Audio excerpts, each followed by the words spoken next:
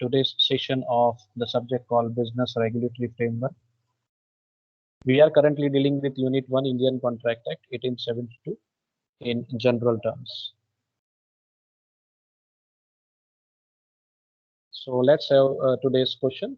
Currently we are dealing with the first chapter, the opening chapter, contract, meaning and its nature. Today's question is what we are going to discuss in detail is we are going to discuss contract, definition of contract as per section 2H of Indian Contract Act 1872 and what are its various types. So we are going to discuss in detail types of contracts depending on their basis. So depending on the basis, we are going to discuss various types of contract into this session. इससे पहले हम contract की definition वैसे देख चुके हैं, समझ चुके हैं. आज हम कॉन्ट्रैक्ट की डेफिनेशन को एक बार फिर से रिवाइज करेंगे. पहले कि वो मेन है और सबसे छोटी डेफिनेशन है पूरे इंडियन कॉन्ट्रैक्ट एक्ट में, तो आसान भी है, इजी भी है. आप इजीली इसको याद कर सकते हैं, मेमोराइज कर सकते हैं. कॉन्ट्रैक्ट की डेफिनेशन हर एक बच्चे को आनी चाहिए. मैं तो यूँ मानता हूँ लॉ के हर एक स्टूडेंट को कॉन्ट्रैक्ट की डेफिनेशन हमेशा के लिए याद रह जानी चाहिए, मेमोराइज हो जानी चाहिए. इजी भी है, आसान भी है. Section 2H Indian contract act का सेक्शन 2H इसमें लागू होता है. एज पर section 2H of the Indian contract act, contract means sir it's an agreement enforceable by law. An agreement enforceable by law is a contract. एकदम simple words में contract की definition में दो चीज़ों का समावेश होता है. There are two elements in contract. बहुत आसान है. पहला है ये इसमें एग्रीमेंट होती है सबसे पहले. First step of contract is agreement. Agreement क्या है हम आगे पढ़ चुके हैं. ऑफर प्लस एक्सेप्टेंस जहाँ होता है वहाँ एग्रीमेंट होता है. सो एग्रीमेंट पहला स्टेप है और एग्रीमेंट जैसे ही होता है और यही एग्रीमेंट अगर हम लीगली चैलेंज कर सकते हैं, इस एग्रीमेंट की मदद से अगर हम इसको इसके बेसिस पे हम अगर लीगल एक्शंस ले सकते हैं, means it the agreement must be enforceable by law. अगर हम लीगली चैलेंज कर सकते हैं तो सर वो एग्रीमेंट कॉन्ट्रैक्ट बन चुका है, ऐसा माना जाता है.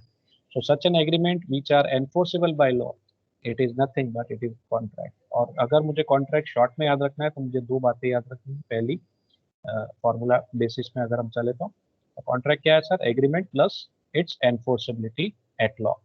तो इतना मुझे सिंपल वर्ड्स में याद रखना है.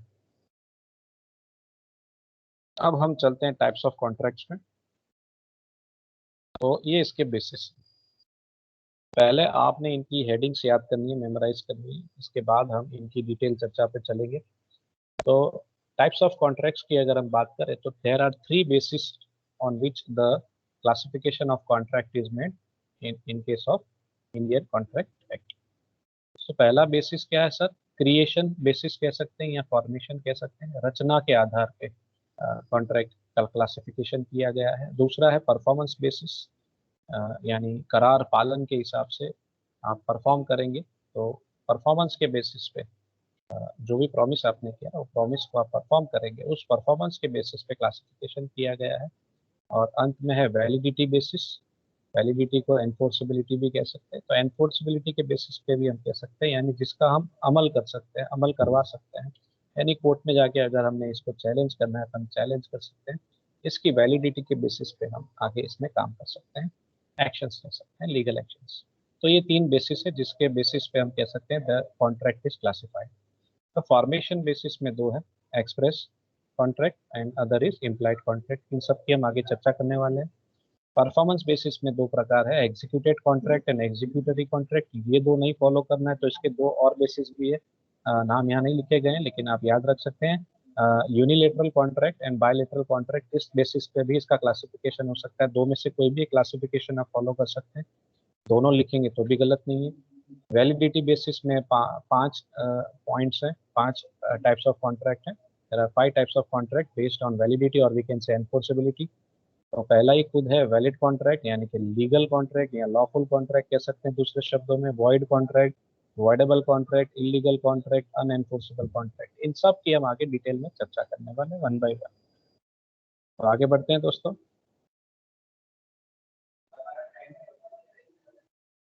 So the contracts can be classified on the basis of the following points. On the basis of formation, यहाँ कह सकते हैं creation. On the basis of performance, on the basis of validity or we can say enforceability. So on the basis of creation, पहले basis पे चलते हैं. A contract may be made in writing or by word or mouth or inferred, or we can say recognized from the conduct of the parties. So contracts can be classified according to the mode of their formation as follows.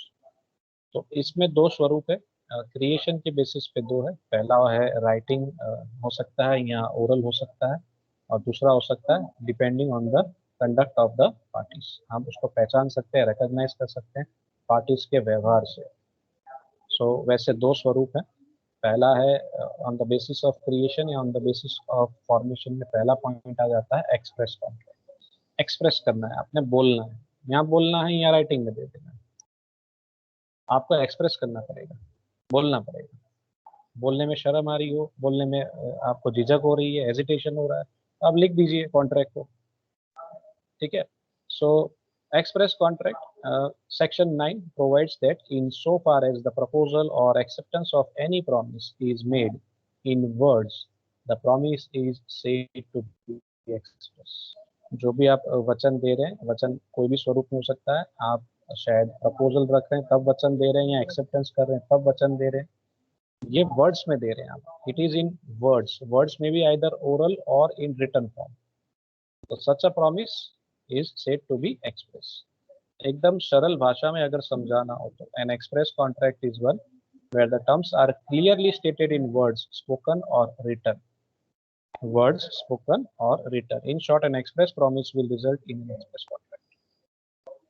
आपने यहाँ तो शब्दों में बोल देना है जो भी टर्म्स एंड कंडीशंस आपने कॉन्ट्रैक्ट के अंदर रखनी है। आप कोई भी चीज बेचना चाह रहे हैं तो आप यहाँ तो ओरल बोलेंगे, या तो आप उसको शब्दों में डालेंगे। तो वो आप पे डिपेंड करता है कि आप राइटिंग में कॉन्ट्रैक्ट करना चाहते हैं या आप सिर्फ ओरल कॉन्ट्रैक्ट करना चाहते हैं, ये आप पे डिपेंड करता है। आप या तो राइटिंग में कॉन्ट्रैक्ट करेंगे या तो ओरल फॉर्मेट में फॉलो करेंगे कॉन्ट्रैक्ट करने के। Either you will speak or either you will write the terms of the contracts that will become what sir, whatever promises are exchange by the parties. जो भी promises की हम exchange कर रहे हैं अल्टीमेटली वही हमारा एक्सप्रेस कॉन्ट्रैक्ट बन रहा है। एग्जाम्पल बहुत ही इजी फॉर्मेट में रखा गया है जिससे आपको एकदम इजीली समझ में आ जाए। पीके राइट्स अ लेटर टू जगत जननी that he offers to sell his Centro car for rupees 1,50,000। यहाँ पे देखिए लेटर लिखा जा रहा है, सो it is in writing form. मैंने कहा था यहाँ तो ओरल होगा या तो रिटन फॉर्म में होगा, तो ये यहाँ पे लिखा जा रहा है। शब्दों समझ सब समझने, शब्दों के हिसाब से आपने एग्जाम्पल लिखना है, खास ध्यान रखिएगा। तो यहाँ here PK is writing a letter to JJ that he offers to sell his Centro car for rupees 1,50,000 and JJ is replying in reply informs either oral in writing PK that he accepts the offer। अब इन्होंने PK ने तो अपनी offer रख दी writing में, अब JJ को decide करना है कि ये सेंट्रो कार खरीदनी है या नहीं खरीदनी। खरीदनी है तो उसको भी एक्सेप्टेंस करना पड़ेगा, और ये एक्सेप्टेंस या तो ओरल फॉर्म में होगा या तो वो राइटिंग में दे सकते हैं, उनको जैसा सूट करे। So ultimately here, as and when the other party accepts the offer, ultimately this is a pattern of, or it is a type of, we can say express contract। यहाँ पे पक्षकार ने अपनी बातों को एक्सप्रेस किया, offer रखने वाले ने अपनी बातें एक्सप्रेस की राइटिंग में, और यहाँ पे एक्सेप्टेंस करने वाली जो पार्टी है उन्होंने अपनी बातें ओरल फॉर्म में या राइटिंग फॉर्म में जिस स्वरूप में उनको सही लगा उन्होंने एक्सेप्टेंस की। तो एक्सप्रेस क्लियर, आइदर इट में बी रिटन और इट में be oral, in oral form. तो अब चलते हैं इम्प्लाइड कॉन्ट्रैक्ट। इम्प्लाइड का मतलब ये होता है जहां बोलने की जरूरत नहीं है, आपके व्यवहार से आपकी वाणी से पता चल जाता है कि आपने कॉन्ट्रैक्ट को एक्सेप्ट कर लिया। So section 9 further states that in so far as such proposal और acceptance is made otherwise than in words, यानी वर्ड्स को छोड़ के कोई और स्वरूप में अगर आपने कोई प्रपोजल या एक्सेप्टेंस रखा है that promise is said to be implied. आप कुछ बोल नहीं रहे हैं, कुछ लिख नहीं रहे हैं, लेकिन कुछ और तरीके से आपके व्यवहार से, आपकी वर्तणूक से, आपके कंडक्ट से आप यहाँ पे साबित कर रहे हैं कि you are interested in contract and you have accepted the contract. So in simple words, implied contract is one which comes into existence on account of act or conduct of the parties. मैंने कहा वैसे आपके व्यवहार से, आपके वर्तणूक से पता चलेगा कि अल्टीमेटली आप कितना इंटरेस्टेड है कॉन्ट्रैक्ट को फॉलो करने में। एग्जाम्पल से ज़्यादा क्लियरिटी आएगी। DK went to a restaurant and took a cup of tea। In this, there is an implied contract that he will pay for the cup of tea even though he makes no express promise to do so। आप मान लीजिए आप कोई restaurant में गए हैं, चाय पीने गए हैं, कॉफ़ी पीने गए हैं, या कुछ खाने के लिए गए हैं, ब्रेकफास्ट के लिए हो सकता है या लंच डिनर वगैरह। तो जो भी एक्टिविटी आप करने गए हैं वहाँ पे अल्टीमेटली खाने पीने की एक्टिविटी की बात हो। तो मान लीजिए आपने कुछ ब्रेकफास्ट का भी ऑर्डर किया, भाई 2 पराठा ले आइए, आलू पराठा। तो आप खाएंगे, इम्प्लाइड है, खाएंगे या खिलवाएंगे किसी को, नो इशू, आपकी मर्जी है। आप पार्टी देना चाहे पार्टी दे सकते हैं, लेकिन जैसे ही आपने ऑर्डर किया, इम्प्लाइड हो गया कि आप उसका पेमेंट करने वाले हैं, ये इम्प्लाइड हो गया। ठीक है, वहाँ बोलने की जरूरत नहीं है, ये समझ में आ जाता है। ठीक है, with the conduct, with the act of your, आप जिस तरीके से व्यवहार कर रहे हैं उस व्यवहार से पता चलता है that you are interested to have it and you are going to pay for it. भले आपने फिर इसका एक्सप्रेस प्रॉमिस नहीं दिया है तो भी you are going to pay for it. So that is the first basis completed over your. हमने पहला बेसिस कंप्लीट किया on the basis of creation, और we can say on the basis of formation. There are two types of contract, express and implied. आगे बढ़ते हैं, अब performance की बात करते हैं। I love performance. तो मुझे परफॉर्मेंस बहुत पसंद है, वैसे ही आप भी परफॉर्म करिए अच्छे से एसवाई के अंदर और आगे टीवाई में। तो on the basis of performance, जिसका दूसरा शब्द जो यूज किया जा सकता है वो एग्जीक्यूशन है। एग्जीक्यूट करना है, आपने जो भी प्रॉमिस किया है, जो वादा किया है दोस्तों निभाना है, वो इस स्वरूप का ये बेसिस है। On the basis of the extent to which the contracts have been performed, this may be classified as follows. यहाँ पे देखते हैं इसका क्लासिफिकेशन किस स्वरूप है। इसमें हमने 2 पॉइंट्स देखे थे, इसमें भी 2 ऐसे टाइप्स ऑफ कॉन्ट्रैक्ट है। पहला है एग्जीक्यूटेड कॉन्ट्रैक्ट, दूसरा है एग्जीक्यूटरी कॉन्ट्रैक्ट। 2 स्वरूप है, 2 प्रकार है। तो एग्जीक्यूटेड कॉन्ट्रैक्ट्स में क्या होता है sir? An executed contract is one in which both the parties have performed their respective obligations. दोनों पक्षकार ने जो वादा किया है निभा दिया, जो भी प्रोमिस शेयर किए पूरी किए। जब दोनों पक्षकारों ने अपने प्रोमिस फुलफिल कर दिए हैं, जो वादा किया है निभा दिया है, सर वहीं पे एग्जीक्यूटेड कॉन्ट्रैक्ट हुआ है, ऐसा माना जाएगा। That is a type of executed contract. दोनों पक्षकार ने जो वादा किया निभाया, तो ये एग्जीक्यूटेड कॉन्ट्रैक्ट। एग्जाम्पल लेते हैं। Raj agrees to sell his cycle to Vicky for ₹1000। Raj कौन है सर? यहाँ पे ऑफरर है। Offeror puts an offer to sell his cycle to offeree Vicky. Vicky के सामने ऑफर रखी गई है, भाई राज जो है विक्की को ₹1000 में साइकिल बेचने की ऑफर है। Raj delivers the cycle to Vicky. Raj ने अपनी साइकिल विक्की को दे दी, इसका पोजेशन, इसके ओनरशिप विक्की को दे दी। एंड विक्की पेज ₹1000 टू राज। विक्की ने जो करना था, ₹1000 जो पे करने थे पे कर दिए। यानी दोनों पार्टीज ने जो वचन दिए एक दूसरे को फुलफिल किए। Both the parties have performed their respective obligation. Yes, sir. Both the parties have fulfilled their respective promises, obligations, liabilities, promises. दोनों ने अपने promises fulfill की यहाँ सर। एक ने साइकिल देनी थी दे दी राज को, साइकिल राज ने साइकिल देनी थी विक्की को दे दी, विक्की ने पेमेंट करना था कर दिया। Sir it is an executed contract, simple. इसके बाद दूसरा आता है एग्जीक्यूटरी कॉन्ट्रैक्ट्स। जो अभी हमने पढ़ा उसका टोटली ऑपोजिट, उल्टा उल्टा कर देना है। An executory contract is one in which both the parties to the contract have yet to perform their respective obligations. यानी दोनों पक्षकारों ने सिर्फ वचन दिए हैं, परफॉर्मेंस किसी ने नहीं दिया, उनका परफॉर्मेंस आउटस्टैंडिंग है बाकी। सिंपल, एकदम सिंपल। जो अभी हमने पढ़ा एग्जीक्यूटेड कॉन्ट्रैक्ट में, उसका टोटली ऑपोजिट कर देना है, रिवर्स कर देना है। क्या है ये executory contract? An executory contract is one in which both the parties to the contract have yet to perform their respective obligations. दोनों पार्टीज ने सिर्फ वचन दिए हैं, अब तक परफॉर्मेंस देना बाकी है, देंगे जब समय होगा। For example, JK agrees to sell his book to RK for ₹300।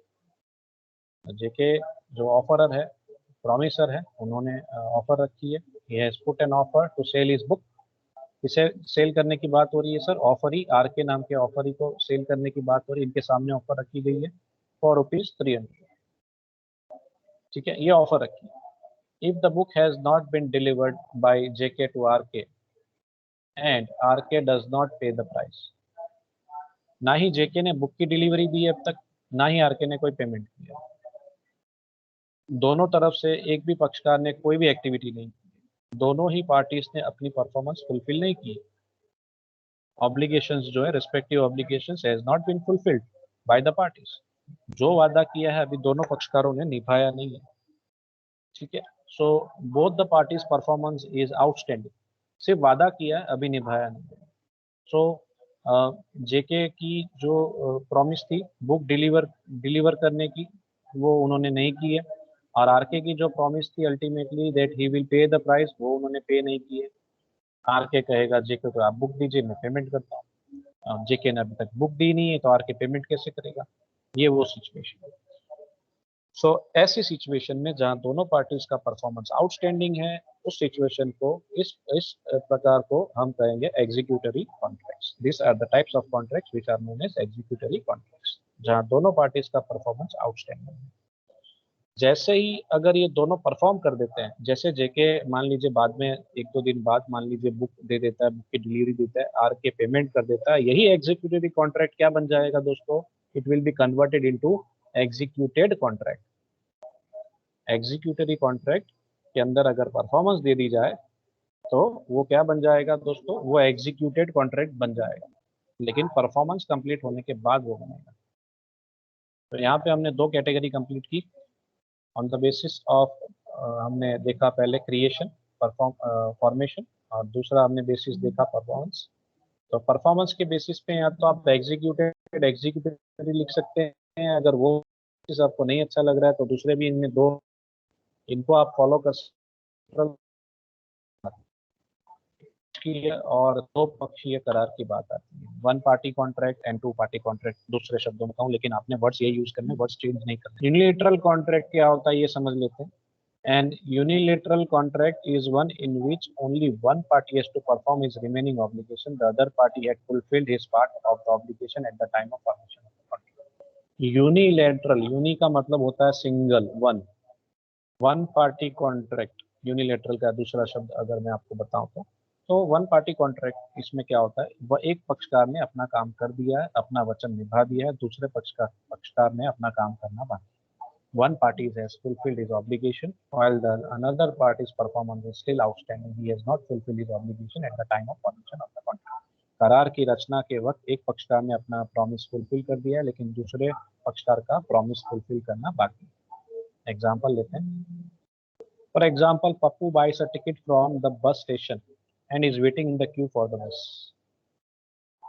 Pappu नाम का एक पैसेंजर है और ये बस स्टेशन पे एक टिकट खरीदते हैं और बस का वेट कर रहे हैं, क्यू में खड़े हैं, लाइन में खड़े हैं। Contract is created as soon as the ticket is purchase by Pappu. जैसे ही पप्पू ने टिकट खरीदी है, कॉन्ट्रैक्ट वहीं हो चुका है, लेकिन सिर्फ एक पक्षकार ने अभी तक प्रॉमिस फुलफिल किया है, पप्पू ने।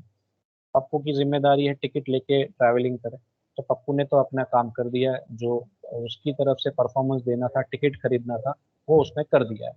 टिकट खरीद लिया यानी उसकी तरफ से प्रॉमिस फुलफिल हो चुकी है, उसका काम खत्म हुआ, उसकी ऑब्लिगेशन कंप्लीट हुई है। वहाँ पे ऑब्लिगेशन आउटस्टैंडिंग किसकी है? ट्रैवलिंग एजेंसी की, यानी कि जो बस सर्विस है, वो जो कंपनी है, बस की कंपनी है, ट्रैवलिंग कंपनी, उसका काम बाकी, उसका परफॉर्मेंस बाकी है। The other party has to provide now to provide a bus where he is when he can, in which he can travel. तो दूसरी जो पार्टी है यहाँ पे, बस कंपनी, ट्रांसपोर्ट कंपनी, उसका काम बाकी है सर। तो वो जैसे ही ये प्रोवाइड करेगी तब पप्पू इसका बेनिफिट ले पाएंगे अल्टीमेटली। तो ये सिर्फ यहाँ कैसा है, ये सिस्टम में, इस पैटर्न में क्या है सर, एक पक्षकार ने काम किया, दूसरे पक्षकार का काम आउटस्टैंडिंग। जैसे ही बस आ जाएगी, पप्पू अंदर बैठ जाएगा, ट्रैवलिंग करेगा, अपनी मंजिल तक पहुंचेगा, अपनी डेस्टिनेशन पे पहुंचेगा, यही यूनिलेटरल कॉन्ट्रैक्ट क्या बन जाएगा? एग्जीक्यूटेड कॉन्ट्रैक्ट बन जाएगा, where both the parties has fulfilled their obligation. इसके बाद आता है bilateral contract. Bilateral contract is as equal as executory contract. Executory contract जो हमने समझा वही same to same bilateral contract. जैसे मैंने आपको पहले कहा, या तो आप एग्जीक्यूटेड या एग्जीक्यूटरी लिख सकते हैं, या आप लिख सकते हैं यूनिलेटरल बाय। चारों चार लिखते हैं तो भी गलत नहीं है, लेकिन दो में से चार में से कोई भी दो आप फॉलो करिएगा। Example, a bilateral contract is one in which the obligation on the part of both the parties are outstanding at the time of formation of the contract. In this sense, bilateral contracts are similar to executory contracts. मैंने कहा वैसे it is as same as executory contracts, जहां दोनों पक्षकारों का performance outstanding है। where both the parties have not performed their obligations at the time of formation of the contract करते वक्त ही दोनों की performance outstanding. Example देख लेते हैं इसमें भी. Randhir promised to paint Alia's house for a sum of rupees 30,000. और कोई काम बचा नहीं है अभी, तो जनाब क्या कर रहे हैं, आलिया के लिए हाउस पेंट करने की बात कर रहे हैं. 30,000 की प्राइस फिक्स की गई है. It is a bilateral contract as both the parties obligation are outstanding at the time of formation. यहाँ दोनों ने सिर्फ एक दूसरे को प्रोमिस किए, अभी तक काम शुरू नहीं हुआ है, ना 30,000 दिए गए ना काम शुरू किया गया. तो दोनों की प्रोमिस कैसी है, आउटस्टैंडिंग है. सिर्फ प्रोमिस हुआ है कि भाई मैं आपका घर पेंट कर दूंगा. दूसरी बंदी कह रही है हाँ 30,000 दे दूंगी, कोई दिक्कत नहीं. लेकिन दोनों की तरफ से अभी तक काम नहीं हुआ है, ना कलर काम शुरू हुआ है, ना पेंट शुरू हुआ है, ना ही 30,000 दिए गए.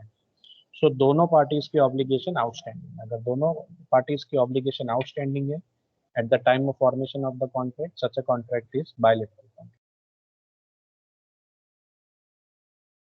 So दो बेसिस कंप्लीट हुए हमारे, क्रिएशन और परफॉर्मेंस. अब हम चलते हैं तीसरे बेसिस पे, on the basis of validity. Validity पे अब हम फोकस करेंगे. वैलिडिटी जो ज़्यादातर आप जानते ही हैं, वैलिडिटी क्या होती है. वैलिडिटी अगर हम हमारे मोबाइल रिचार्ज की भी बात करें तो वहाँ आपको वैलिडिटी समझ में आ जाती है. वहाँ ड्यूरेशन की बात आती है, वैलिडिटी का मतलब है. यहाँ वैलिडिटी का मतलब है क्या इसको हम लीगली चैलेंज कर सकते हैं, क्या जो कॉन्ट्रैक्ट हमने किया है वो वैलिड है. अगर वो वैलिड नहीं है तो वो क्या है. ये बेसिस बहुत इंपॉर्टेंट बेसिस माना जाता है. Whether the contract entered into bye the parties, whether it is a valid contract, क्या वो वैलिड कॉन्ट्रैक्ट है. 99% वैलिडिटी पे फोकस किया जाता है. क्या कॉन्ट्रैक्ट जो एंटर किया गया दो पक्षकारों के बीच में, वेदर इट इज वैलिड और नॉट. अगर वैलिड है तो बेस्ट है, कोई दिक्कत नहीं है, इजी गोइंग हो जाएगा. If the contract is not valid, contract valid नहीं हुआ तो क्या हो सकता है, then it may be void, it may be voidable, it may be illegal or it may be unenforceable. Valid नहीं हुआ तो इनमें से कोई भी एक स्वरूप हो सकता है. वॉइड हो सकता है, अमान्य. वॉइडेबल, जिसे हम कैंसल करवा सकते हैं कोर्ट में जाके, वॉइडेबल. इलीगल, अनएनफोर्सेबल, जिसको हम एनफोर्स नहीं कर सकते. ठीक है, तो ये चार में से कोई स्वरूप हो सकता है अगर कॉन्ट्रैक्ट वैलिड नहीं हुआ तो.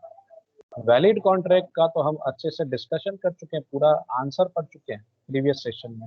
ये define contract, explain it's essentials, explain the essentials for a valid contract. तो वैलिड कॉन्ट्रैक्ट के एसेंशियल्स हम चर्चा कर चुके हैं सेक्शन 10 के हिसाब से. तो सेक्शन 10 में हमने इसके एसेंशियल एलिमेंट्स देख लिए हैं. क्या होना चाहिए एक वैलिड कॉन्ट्रैक्ट एंटर करने के लिए, अंदर क्या होना चाहिए सर, पार्टीज होनी चाहिए, दो पार्टीज, जिसमें से एक ऑफर करेगा दूसरा एक्सेप्टेंस करेगा. फ्री कंसेंट मिलना चाहिए पक्षकारों का. लॉफुल कंसिडरेशन होना चाहिए, लॉफुल ऑब्जेक्ट होना चाहिए. Parties must be capable to enter into the contract. ये सारे पॉइंट्स हमने देखे हैं सेक्शन 10 के. So a contract which satisfy all the legal conditions, all the legal requirements which are laid down in section 10 of the Indian Contract Act is known as valid contract. आप valid contract कब मानोगे, जब सारे essentials उसमें शामिल होंगे. तो मैंने अभी आपको बताया, offer, acceptance, consideration, object, capacities of parties, free consent होना चाहिए. ठीक है, वॉइड एग्रीमेंट नहीं होनी चाहिए, पॉसिबिलिटी ऑफ परफॉर्मेंस होनी चाहिए, सर्टेनिटी ऑफ मीनिंग होना चाहिए, लीगल फॉर्मेलिटीज फुलफिल की हो. ये सारे पॉइंट्स जब शामिल होंगे तब वैलिड कॉन्ट्रैक्ट बनेगा. इसमें से एक भी मिसिंग नहीं होना चाहिए. एक भी मिसिंग होगा तो वैलिड कॉन्ट्रैक्ट नहीं होगा. अगर वैलिड कॉन्ट्रैक्ट नहीं होगा तो कैसा कॉन्ट्रैक्ट हो सकता है वॉइड हो, वॉइडेबल हो, इलीगल हो, unenforceable. So a valid contract is an agreement which is binding and enforceable. कॉन्ट्रैक्ट की डेफिनेशन ही हो गई एक तरीके से. वैलिड कॉन्ट्रैक्ट यानी कॉन्ट्रैक्ट ही हुआ अल्टीमेटली ऐसे एग्रीमेंट है जिसको जो दोनों पक्षकारों के लिए ज़रूरी है. दोनों पक्षकारों ने उसको जो भी प्रॉमिस की वो फुलफिल करनी पड़ेगी. अगर नहीं करते हैं तो लीगली चैलेंज कर सकते हैं. It is enforceable act. Performance मांग सकते हैं फ्यूचर में कोर्ट में जाके, भाई इसने ये वादा किया था निभाया नहीं, इसको बोलिए निभाए. ठीक है, इसने वादा तोड़ा है, इसको बोलिए वादा निभाए, पूरा करे। So, if one or more of the elements under section 10 of essentials of contract is or are missing, the contract is either void, voidable, illegal or unenforceable. ये मैंने आपसे भी चर्चा की कि अगर एक भी एलिमेंट कम हुआ, ऑफर हुआ, एक्सेप्टेंस हुआ, कंसिडरेशन भी है, लेकिन अनलॉफुल ऑब्जेक्ट आ गया या बंदा माइनर है, कोई भी ऐसा एक पॉइंट मिसिंग हो जाएगा, तो या तो कॉन्ट्रैक्ट वॉइड हो जाएगा या तो वॉइडेबल होगा, डिपेंडिंग ऑन द सिचुएशन, क्या कौन सा एलिमेंट मिसिंग है उसके बेसिस पे डिसाइड होगा। तो ये हो गया वैलिड एग्रीमेंट। आगे देखते हैं। चलिए, अब आ रहा है वॉइड कॉन्ट्रैक्ट, सबसे इम्पॉर्टेंट कॉन्ट्रैक्ट एक तरीके से। यहाँ थोड़ा बहुत स्टूडेंट कंफ्यूज होते हैं, तो ये थोड़ा समझने की कोशिश करिए अच्छे से कि वॉइड एग्रीमेंट क्या है। स्टूडेंट एग्जाम में बार बार ये क्वेरी लेके आता है, सर वॉइड कॉन्ट्रैक्ट क्या है, वॉइड एग्रीमेंट क्या है, वॉइडेबल कॉन्ट्रैक्ट क्या है। ये तीन में वो कंफ्यूज हो जाता है, तो कंफ्यूजन नहीं होना चाहिए, धीरे धीरे समझते हैं। वॉइड कॉन्ट्रैक्ट क्या है, सेक्शन 2J में इसकी डेफिनेशन दी गई है। A contract which ceases to be enforceable by law becomes void when it ceases to be enforceable.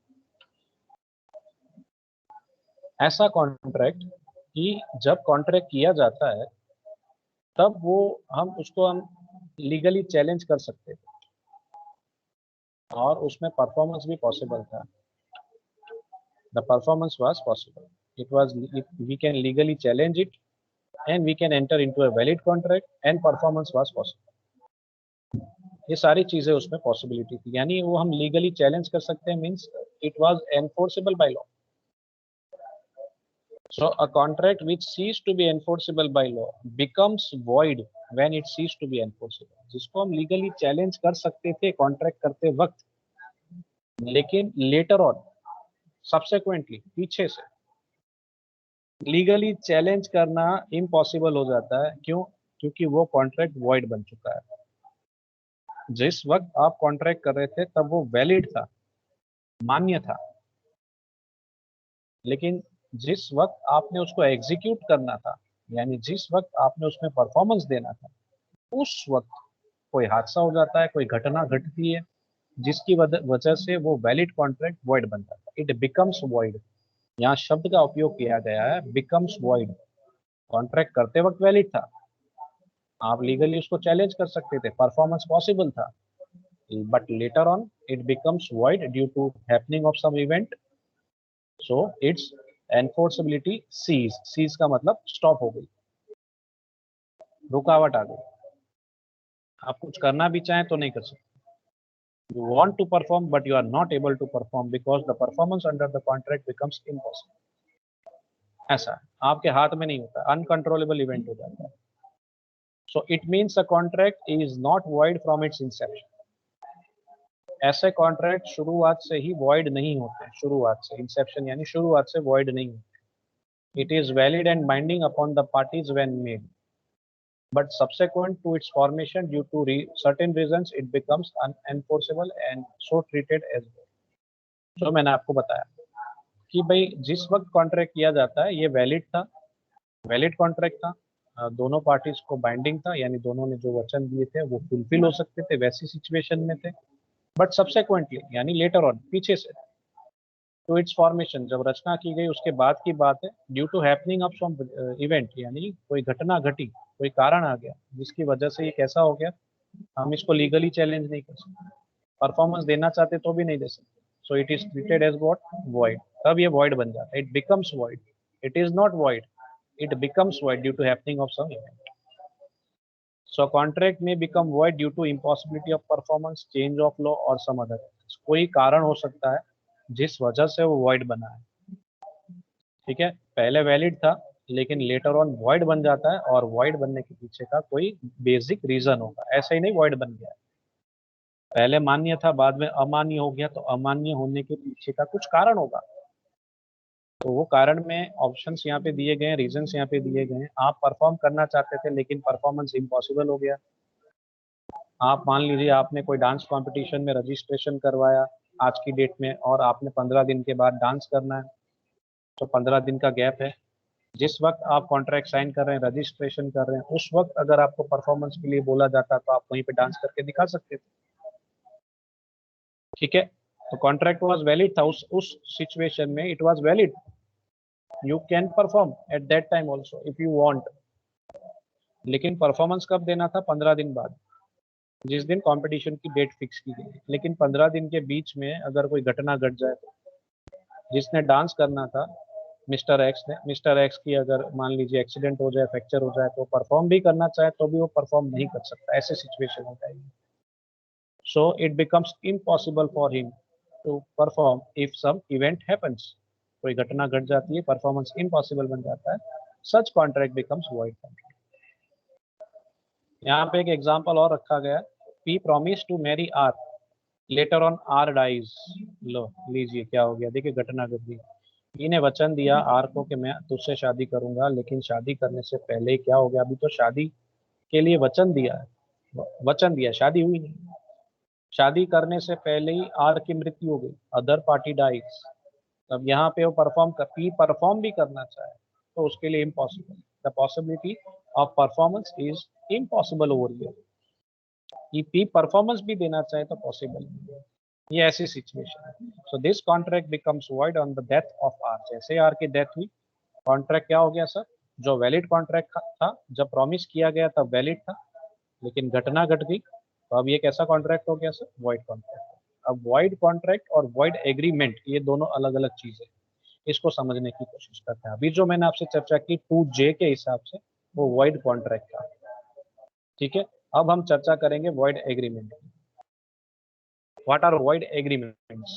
किसी के अंदर void agreements, void contract 2J, void agreement 2G। अगर आपको कॉन्ट्रैक्ट की डेफिनेशन आती है अच्छे से, तो आपने सिर्फ एक शब्द ऐड कर देना है, तो बन गया वॉइड एग्रीमेंट। वॉइड एग्रीमेंट अलग है, वॉइड कॉन्ट्रैक्ट अलग है, आपने रिमिक्स नहीं बनाना है, खास ध्यान रखिएगा। 2G के हिसाब से इसकी डेफिनेशन है। 2H आपने कॉन्ट्रैक्ट की डेफिनेशन याद होगी आपको, बस उसमें और इसमें सिर्फ एक नोट का फर्क, बस। 2G क्या कहता है? An agreement not enforceable by law is said to be void, so it's a void agreement.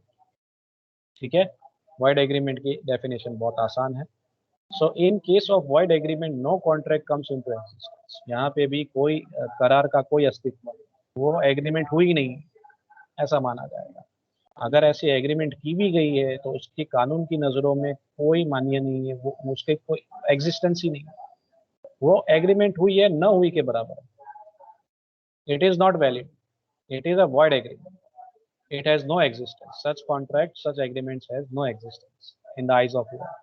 कानून की नज़रों में ये एग्रीमेंट हुई नहीं। Such an agreement confers on rights on any person and creates no obligation, creates no obligation. कोई अधिकार नहीं मिलेगा ऐसी एग्रीमेंट के अंदर, कोई जिम्मेदारी उत्पन्न नहीं होगी दोनों पक्षकारों के बीच, ना कोई अधिकार मिलेगा, ना कोई जिम्मेदारी दो पक्षकारों के बीच में क्रिएट हो, कुछ भी नहीं होगा, जीरो परफॉर्मेंस। कोई परफॉर्मेंस नहीं भी देगा तो लीगल एक्शन भी नहीं लिया जा सकता, क्यों? वॉइड एग्रीमेंट है, वैलिड है ही नहीं। सो it is void ab initio, means Latin शब्द है एब इनिशियो। वॉइड एब इनिशियो का मतलब है फ्रॉम द वेरी बिगनिंग, शुरुआत से ही ऐसी एग्रीमेंट वॉइड मानी जाएगी, शुरुआत से। वॉइड कॉन्ट्रैक्ट में शुरुआत से ऐसा नहीं, वॉइड कॉन्ट्रैक्ट में तो लेटर ऑन वॉइड बनता है, पहले तो वैलिड होता है, प्रॉमिस करते वक्त वैलिड होता है, but later on happening of some event it becomes void contract. ये तो पहले से ही, शुरुआत से ही वॉइड है, इसमें वैलिड कभी नहीं है, ये कभी भी वैलिड नहीं माना जाएगा। एग्जाम्पल देता हूँ आपको, an agreement with a minor is void because a minor is incompetent to contract. अगर आप माइनर के साथ कॉन्ट्रैक्ट करते हो, एग्रीमेंट करते हो, माइनर के साथ एग्रीमेंट करते हो दोस्तों, तो वो वॉइड एग्रीमेंट, ठीक है, वो कभी भी वैलिड नहीं होगी, वो शुरुआत से ही वॉइड एब इनिशियो है, from the very beginning it is void. So ऐसी एग्रीमेंट बिल्कुल नहीं करनी है जो हमारे फेवर में नहीं। हमें पता है कि माइनर के साथ एग्रीमेंट कभी भी नहीं करनी, अगर किया तो लॉस अपना। So never do agreement with minor. So void agreement never measures into a contract, it is void from the very beginning. शुरुआत से ही ऐसी एग्रीमेंट्स को वॉइड माना जाता है, कभी भी नहीं करनी चाहिए डेयरिंग। अब दोनों के बीच का डिफरेंस आपको समझ में आ गया। अगर वॉइड एग्रीमेंट आपको पूछा जाए तो ये शुरुआत से ही वॉइड होता है, such agreements are void from the very beginning. It is in short it is void ab initio। इसमें कोई राइट्स कोई ऑब्लिगेशंस नहीं मिलती आपको। आप केस भी नहीं कर सकते, केस करेंगे तो भी आपके जजमेंट आपके फेवर में नहीं आएगा। एग्जाम्पल भी लिया हमने, माइनर के साथ एग्रीमेंट करेंगे तो void है, because is not capable to enter into a contract. वो 18 साल का हुआ नहीं, आप कैसे कॉन्ट्रैक्ट कर सकते। हमने सेक्शन 11 के हिसाब से चर्चा की थी कैपेसिटीज ऑफ पार्टीज में। पार्टी में बी अ मेजर पर्सन, पहला ही पॉइंट था अंदर, मेजर पर्सन होना चाहिए। माइनर होगा तो वो कॉन्ट्रैक्ट वैलिड नहीं माना जाएगा। दोनों पर्सन मेजर होने चाहिए, ऑफरर ऑफरिंग दोनों। अवॉइड कॉन्ट्रैक्ट की अगर हम बात करते हैं तो it is valid when it was entered into but subsequently means later on because of some reason it becomes valid. Void contract में ये शुरुआत के स्टेज में इंसेप्शन पे इनिशियली ये वैलिड होता है, लेकिन लेटर ऑन कोई घटना घटने के कारण ये वॉइड बन जाता है। सो आई होप क्लियर हो गया होगा वॉइड एग्रीमेंट क्या है और वॉइड कॉन्ट्रैक्ट क्या है। अब आगे बढ़ते हैं वॉइडेबल तीसरे पॉइंट पे। पहला हमने पढ़ा वैलिड, दूसरा पढ़ा वॉइड कॉन्ट्रैक्ट, और हम तीसरे पे आ रहे हैं वॉइडेबल कॉन्ट्रैक्ट्स क्या है। वैलिड यानी लीगल कॉन्ट्रैक्ट्स, कायदेसर करार। दूसरा था वॉइड कॉन्ट्रैक्ट यानी रद्द बातल, यानी कि जिसे हम कैंसल कर सकते हैं वैसे कॉन्ट्रैक्ट, यानी कैंसल ही है यूं समझ लीजिए एक तरीके से। और तीसरा कैंसल करवा सकते हैं, वॉइडेबल कॉन्ट्रैक्ट्स, रद्द बातल थवा पात्र। वॉइडेबल कॉन्ट्रैक्ट्स क्या है ये समझने की कोशिश।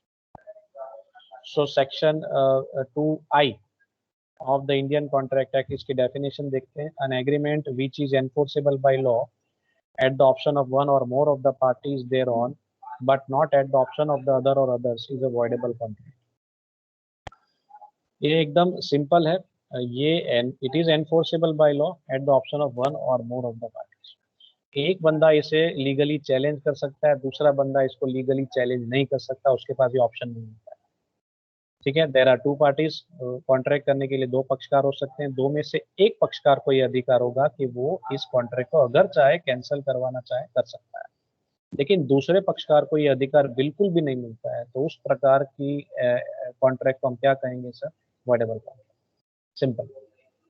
So it means a voidable contract is one which can be cancelled at the option of the injured party at the aggrieved party only। जिस पक्षकार को नुकसान हुआ है सिर्फ उसको ये अधिकार है कि वो चाहे तो इस प्रकार की कॉन्ट्रैक्ट को कैंसिल करवा सकता है। जिससे नुकसान हुआ होगा वही अदालत जाएगा ना, जिससे फायदा हुआ होगा तो अदालत जाएगा नहीं। तो जहां जो पीड़ित पक्षकार है, एग्राइव्ड पार्टी है, इंजर्ड पार्टी है, अगर उसे नुकसान होता है, कुछ इनजस्टिस होता है, अन्याय होता है, तो वो जाएगा अदालत और उस इस स्वरूप की कॉन्ट्रैक्ट को कैंसिल करवाने की कोशिश करेगा। So until it is set aside or avoided by the party entitled to do so, it remains a valid contract। जब तक आप अपना ये अधिकार का उपयोग नहीं करते हैं इस सिचुएशन में, तब तक वो कॉन्ट्रैक्ट वैलिड ही माना जाएगा। आप अदालत नहीं जाएंगे, इसको कैंसिल नहीं करवाएंगे, तो इसका मतलब ये हो गया कि ये कॉन्ट्रैक्ट वैलिड है। जब तक आप अदालत नहीं जाएंगे तब तक तो इसको वैलिड ही माना जाएगा। आपके साथ अन्याय हुआ है, नाइंसाफी हुई, जब तक आप केस नहीं करेंगे तब तक पता नहीं चलेगा। So till that date, it will be considered as valid contract। A contract is usually treated as voidable when the consent of the parties has not been free। That is, it has been obtained either by coercion, undue influence, misrepresentation, or fraud। The contract is voidable only at the option of the parties whose consent has so caused। अब कब मानेंगे कि voidable contract है, हम कब treat करेंगे, कब consider करेंगे? जहां पे पार्टी की कंसेंट फ्रीली नहीं ली गई। जहां पे पार्टीज की कंसेंट फ्रीली नहीं ली गई, कोई प्रेशर का उपयोग किया गया, दबाव डाला गया हो, फियर क्रिएट किया गया हो, डर पैदा किया गया हो, कोई लाघवक का उपयोग किया गया हो, अनड्यू अनफेयर एडवांटेज लिया गया हो, फायदा उठाया हो किसी ने और कंसेंट लिया हो, ये कंसेंट फ्रीली नहीं है। रॉन्ग स्टेटमेंट बोली हो, इंटेंशनली फ्रॉड किया हो, जानबूझ के कुछ गलत काम किया है, ठीक है, क्रिमिनल एक्टिविटी, फ्रॉड किया हो, तो इस सिचुएशन में ये कॉन्ट्रैक्ट को वॉइडेबल माना जाएगा। जिसके साथ फ्रॉड हुआ है, जिसको रॉन्ग स्टेटमेंट बोला गया है, जिसके ऊपर इन्फ्लुएंस का उपयोग किया गया है, जिसके ऊपर दबाव डाला गया है, ऐसे पक्षकार के पास अधिकार है कि वो इस कॉन्ट्रैक्ट को वॉइडेबल कोर्ट में जाके वॉइडेबल डिक्लेयर करवाए, कॉन्ट्रैक्ट को कैंसिल करवाए। एग्जाम्पल ले लेते हैं। Salman threatens to shoot Sushant if he does not sell his new bungalow to him worth rupees 5 crores for just rupees 50 lakhs. अब यहाँ पे एक बंदा, सलमान नाम का बंदा, सुशांत को धमकी देता है कि अगर तूने अपना बंगला मेरे नाम नहीं किया जो 5 करोड़ का है, 50 लाख में अगर तूने मेरे नाम नहीं किया तो मैं तुझे जान से मारूंगा, आई विल शूट। धमकी देता है, थ्रेटन्स मीन्स धमकी देना। सुशांत एग्री हो जाता है। सुशांत सोचता है जान है तो जान है, दे दो बंगला, बंगला तो दूसरा मिल जाएगा, सुशांत थोड़ी ना दूसरा आएगा। So here the consent of Sushant has been obtained by coercion. यहाँ दबाव डाला गया, प्रेशर डाला गया है कि अगर तूने अपना जो बंगलो है मुझे नहीं दिया तो मैं तुझे जान से मार दूंगा, आई विल शूट यू। धमकी दी जाती है, क्राइम है, एक तरीके से धमकी देना भी क्राइम है एज पर आईपीसी इंडियन पिनल कोड। तो यहाँ पे प्रेशर डाला गया, प्रेशर डाल के कंसेंट लिया गया। The consent is not free. Valid contract की एक एसेंशियल है, the consent should be taken freely. Free consent होना चाहिए दो पक्षकारों के बीच में, जो यहाँ नहीं है। So hence the contract is voidable at the option of Sushant the aggrieved party। किसके साथ अन्याय हुआ? सुशांत के साथ, तो वो हो गई एग्राइव्ड पार्टी, पीड़ित पक्षकार। पीड़ित पक्षकार क्या करेगा सर इस सिचुएशन में? यहाँ तो उसने साइन करवा ली सलमान ने डॉक्यूमेंट के ऊपर, जोर जबरदस्ती दिखा के, प्रेशर डाल के, फियर क्रिएट करके, लेकिन बाद में सुशांत बैठेगा तो वो अदालत जा सकता है और इस कॉन्ट्रैक्ट को वॉइडेबल डिक्लेयर कर सकता है, मीन्स कैंसिल करवा सकता है। ठीक है। If, however, Sushant does not exercise his option to set aside the contract within a reasonable time, and if in the meanwhile a third party acquires a right in relation to the subject matter for some consideration, the contract cannot be overruled। Sushant को, अब सुशांत पे depend करता है अदालत जाना है या नहीं जाना है। उसके पास ये ऑप्शन है, वो चाहे तो ये ऑप्शन का उपयोग कर सकता है। अदालत जाएगा तो इस कॉन्ट्रैक्ट को कैंसिल करवा सकता है, अदालत नहीं जाएगा तो ये कॉन्ट्रैक्ट वैलिड माना जाएगा। उसके पास उतना ही वक्त है जब तक सलमान किसी और पक्षकार को ये प्रॉपर्टी बेच न दे। ठीक है, इतना ही वक्त उसके पास है, that is the reasonable time. तो रीजनेबल टाइम में एक्शन लेना जरूरी है। अगर रीजनेबल टाइम में एक्शन नहीं ली जाएगी और यही चीज किसी और पार्टी को भेज दी जाएगी, then he can not avoid, he can not take any legal action on Salman, क्योंकि आपने उस कॉन्ट्रैक्ट को वैलिड मान लिया। आपने पहले केस क्यों नहीं किया? पहले कर लेना चाहिए। जिस वक्त ये हादसा हुआ, घटना घटी। इलीगल या अनलॉफुल कॉन्ट्रैक्ट क्या होता है? गैर कायदेसर जिसे हम कहते हैं अल्टीमेटली। इलीगल कॉन्ट्रैक्ट या एग्रीमेंट क्या होता है वो समझ लेते हैं शॉर्ट में। An illegal agreement is one which has been specifically declared to be unlawful under the provision of Indian Contract Act.